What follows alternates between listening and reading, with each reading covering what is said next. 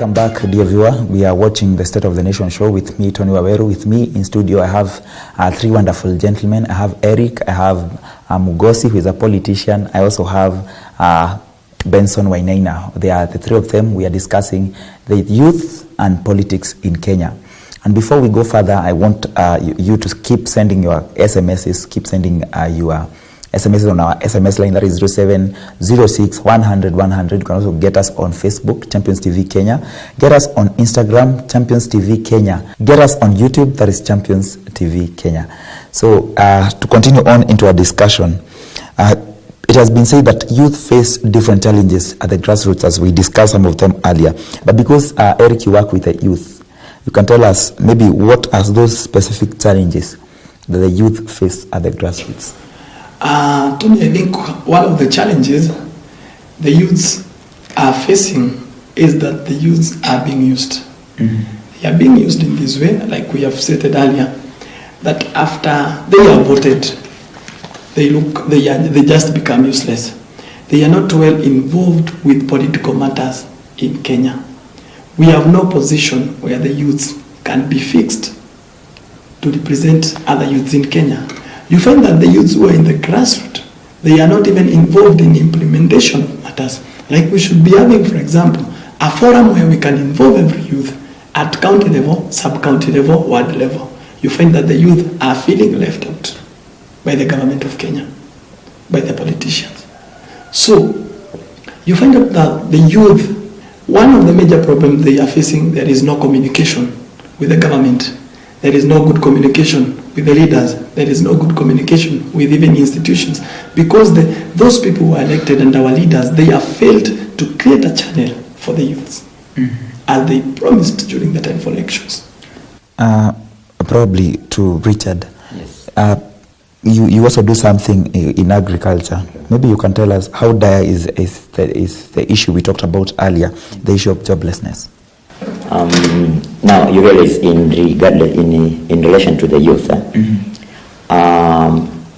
I've been having series of meetings with the youth through the office of the president, that is the chiefs, sub-chiefs, through calling meetings in the rural areas.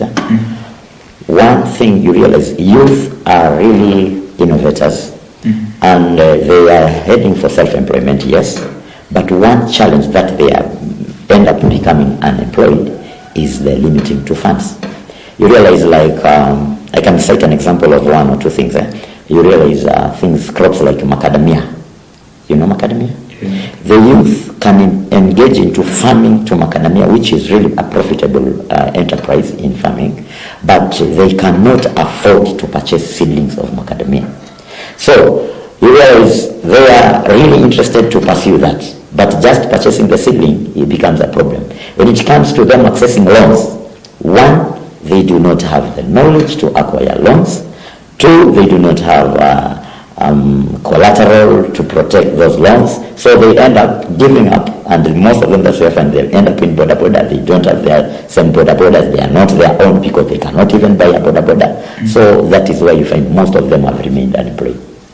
Yes. But probably, to my own understanding, is that the youth have faced a greater challenge, that of, apart from unemployment, maybe about drug abuse. And is it as a result, would you say it's a result of the unemployment, or drug abuse is a result of unemployment, or the other way around? Is it unemployment causing drug abuse, or drug abuse is causing unemployment? Which is which? It is unemployment causing drug abuse. Why? And I will answer this. Idleness leads to the devil's workshop. Most of them are not employed. In other words, or in simpler terms, they are not occupied. When they are not occupied, they gang up in groups.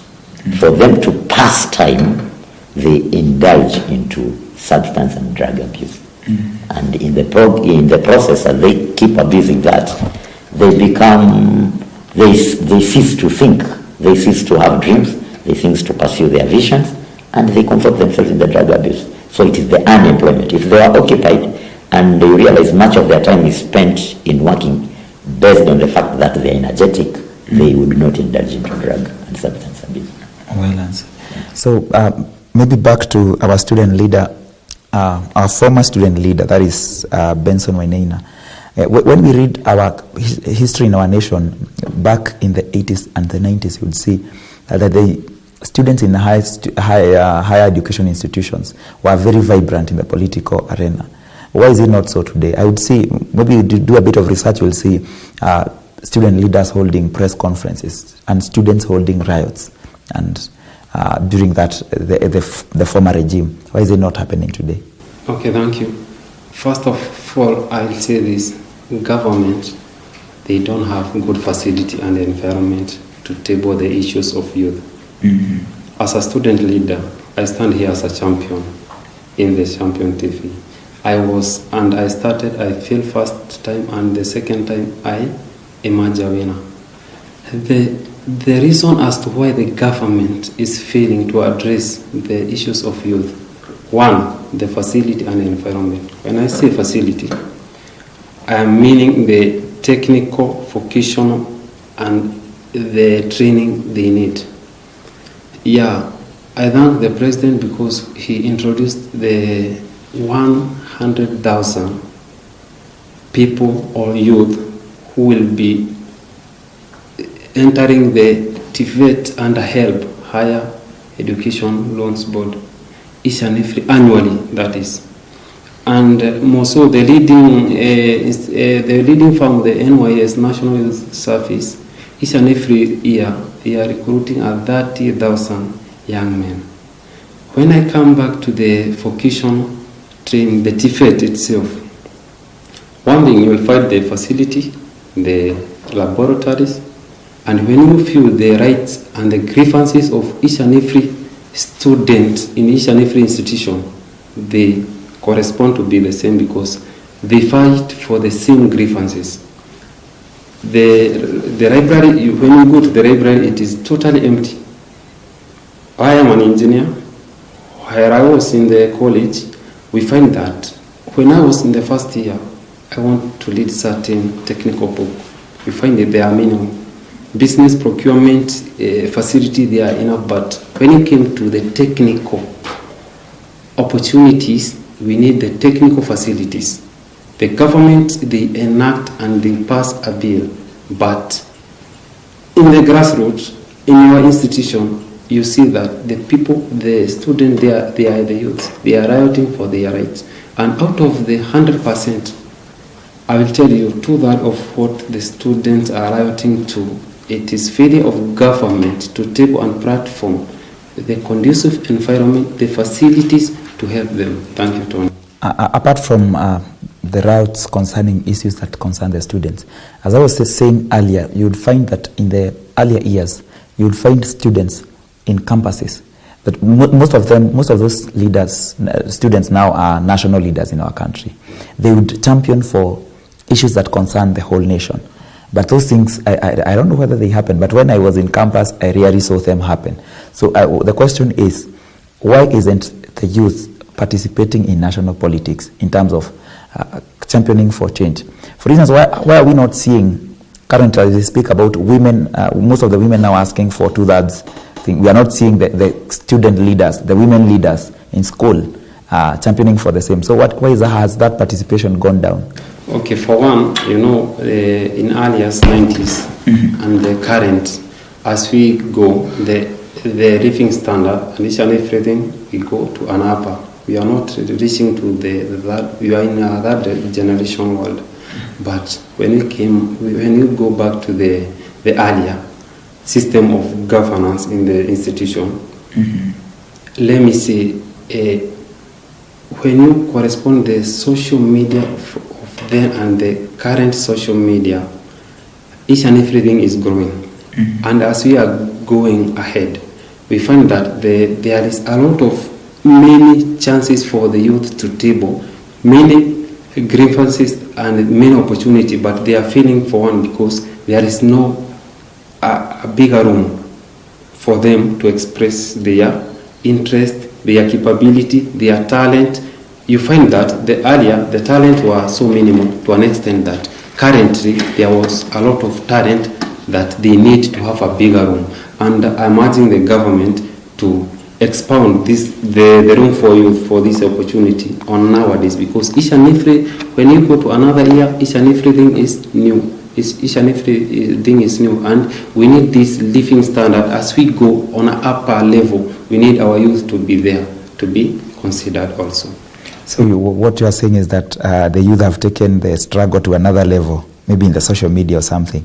But I think on that part, the youth, we need to pull up our socks probably in national participation of politics. But maybe another question that I'll ask to Mugosi, what measures do you think the government can impose to improve the situation and the political participation of the youth? Well, already the government have put measures in place because we have youth representatives in parliament. But the post that is in position of late, considering that we are on a parliamentary system, you realize youth do not have a day-to-day forum to run, to air the grievances and channeled to be enacted as law. You realize that. So you realize what the government need to do at present. Yes, we have representative at county level, we have representative at national level, but there is no link of youth coming up like Bunga la Mwananchi, such like stuff. You find the youth now having those forums, which when they sit in Kenya, that is in various groups, and they come up with their grievances, can be enacted in parliament. That one does not happen. So if the government is going to implement that, and the youth can feel part and parcel of the legislation process, then I think they will experience the change. Wow. Yes. So maybe even as we conclude, maybe your parting shot, what do you think, what political interventions are there or the government can put to Tony, I think, well, the people who are nominated for the seats to represent the youth, they are also quiet.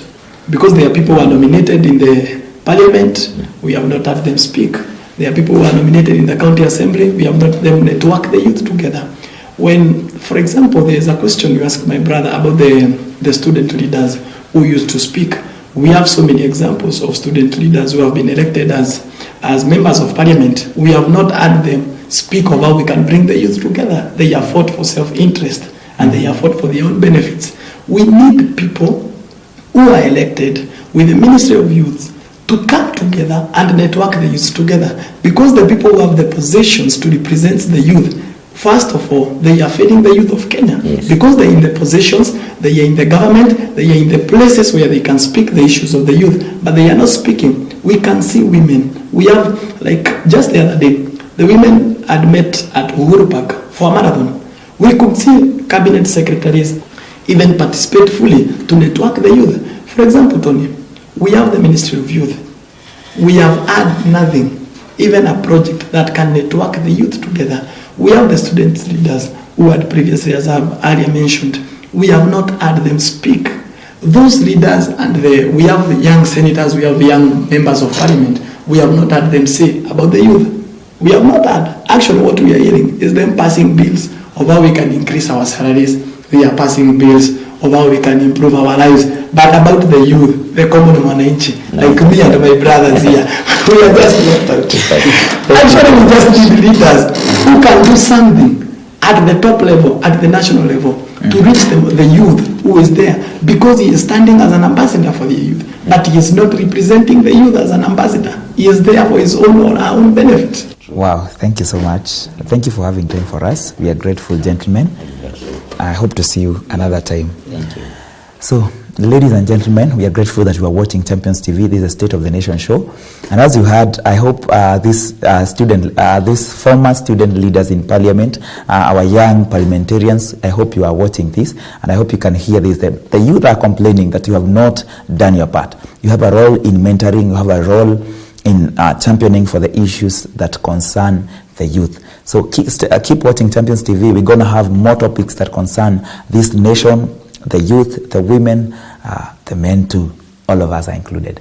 Till next time, bye-bye.